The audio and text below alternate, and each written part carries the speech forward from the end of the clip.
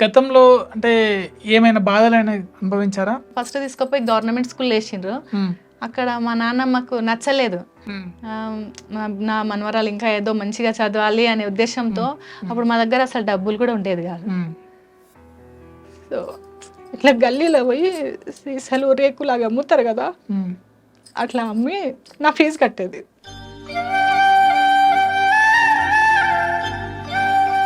Hi సుజ్ఞశ్రీ, ఎలా ఉన్నారు? Hi అన్నయ్య, నమస్తే. బాగున్నాం. ఎలా జరిగింది మీ ట్రిప్, యూఎస్ ట్రిప్? చాలా బాగా జరిగింది. ఎవరెవరు వెళ్ళారు? అసలు ఎలా అవకాశం వచ్చింది? అంటే మాది మహబూబ్ నగర్, నాగారం దేవరకద్ర అత్తమ్మ వాళ్ళది. అమ్మ వాళ్ళది ప్రాపర్ మహబూబ్ నగరే. సో నేను అక్కడ న్యూస్ రీడర్గా 4 years నుంచి అక్కడ వర్క్ చేసుకున్నా. న్యూస్ రీడర్గా, వాయిస్ ఓవర్ ఆర్టిస్ట్గా, యాంకర్గా.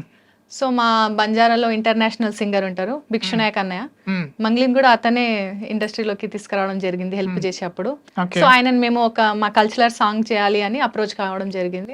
సో అలా నాకు అవకాశాలు వచ్చి యుఎస్ కి ఒక 20 members ని సెలెక్ట్ చేశారు. సో అందులో ఒక యాంకర్ కావాలంటే నేను యాంకర్ కాబట్టి సింగర్ యాంకర్ గా నన్ను కూడా సెలెక్ట్ చేయడం జరిగింది. ఒక 13 మంది సెలెక్ట్ అయ్యారు. 20 members ప్రొఫైల్ పంపిస్తే సో అలా 13 మందితో మేము కూడా వెళ్ళి 40 days ఉండి ప్రోగ్రామ్ చేసుకొని రావడం జరిగింది. అక్కడ ఏం పాట పాడారు మీరు? అక్కడ నేను ఫోక్ సాంగ్ పాడిన. అది పాట పాడండి ఒకసారి. మంగ్లీ చెల్లెలు పాడింది కదా రీసెంట్ గా, సో ఆ సాంగ్ నేను పాడిన ఫస్ట్ అమెరికా స్టేజ్ మీద నేను పాడిన జానపదం మొట్టమొదటిది. సో అది లైఫ్ లాంగ్ నాకు గుర్తుంటది కాబట్టి అది మీకోసం పాడండి.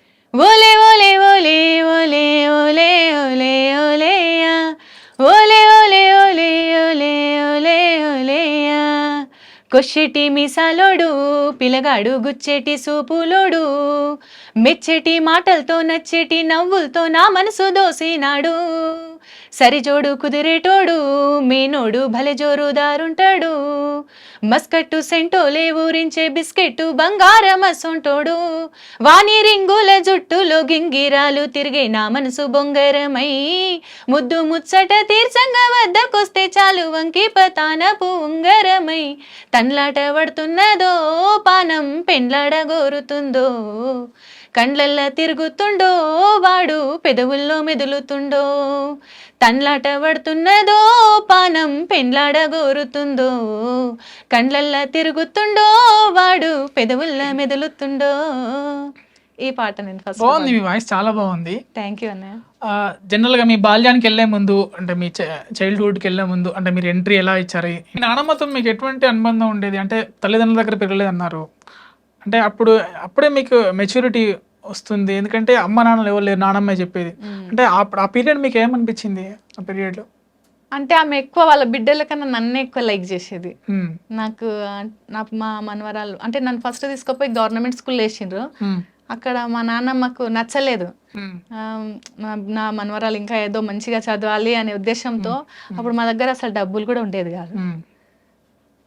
సో ఇట్లా గల్లీలో పోయి సీసాలు రేకులాగా అమ్ముతారు కదా, అట్లా అమ్మి నా ఫీజు కట్టేది. ఇట్లా చదివించింది నాకు. ఈరోజు స్పెషల్గా ఫస్ట్ ఆమెకే థ్యాంక్స్. తను ఉంటే మంచిగా హ్యాపీగా ఫీల్ అయ్యేది. అది చనిపోయింది, ఆమె లేదు. బట్ నేను ఎన్ని రోజులు బతుకున్నా ఆమె నా లోపల అంటే ఉంటుంది, మీ కళ్ళలో తెలుస్తుంది.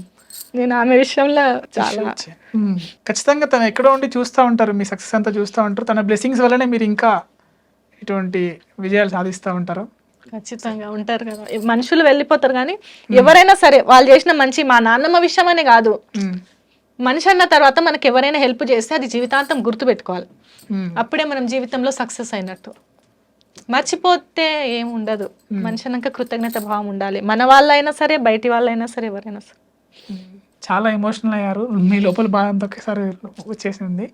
సో ఇప్పుడు మనం ఆ మూడ్ నుంచి బయట రావడం కోసం ఒక మంచి సాంగ్ పాడుకుందాము. అంటే మీకు మంచిగా కాంప్లిమెంట్ ఇచ్చిన సాంగ్, ఈ సాంగ్ బాగా పాడారు మీరు అనేసి ఎక్కువ కాంప్లిమెంట్ వచ్చిన సాంగ్స్ ఒక సాంగ్ పాడండి. మా బంజారాలో పాడుతుంటాం కదా, అది తీజ్ పాట. చాలా స్టేజ్ల మీద నేను బాగా పాడిన, సో బాగుంది వాయిస్ అని ప్రశంసలు అందుకోవడం జరిగింది.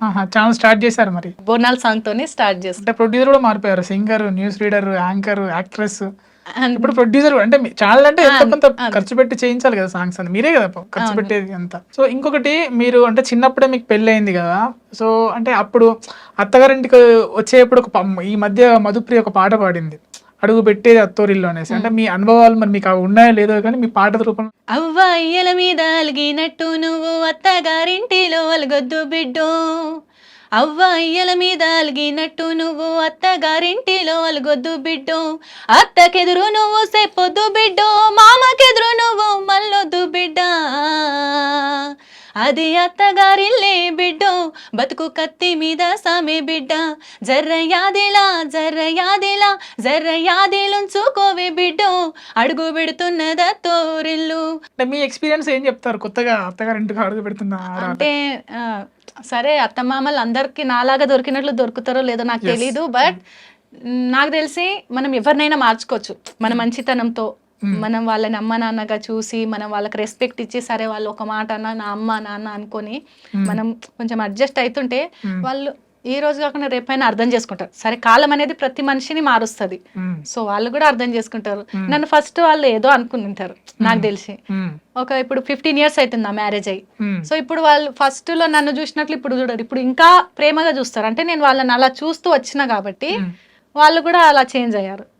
సో మనం మాక్సిమం మన అమ్మ నాన్నలాగా అనుకొని ఇది నా ఫ్యామిలీ అనే ఫీలింగ్ తోని మనం అందరితో ఉన్నాం అనుకోండి, అంటే మర్దులను వేరేలాగా ఆడపిల్లలను వేరేలాగా వీళ్ళు ఏదో భారం అలా అనుకోకుండా మనం కొంచెం ఆప్యాయతగా మన అక్క చెల్లెల దగ్గర ఎట్లుంటాం అట్లుంటే వాళ్ళు కూడా అర్థం చేసుకుంటారు ఏదో ఒక రోజు. మన బిహేవియర్ మీదనే అవతల వాళ్ళ బిహేవియర్ కూడా ఆధారపడి ఉంటుందని నా ఒపీనియన్. చివరి సాంగ్తో క్లోజ్ చేద్దాం.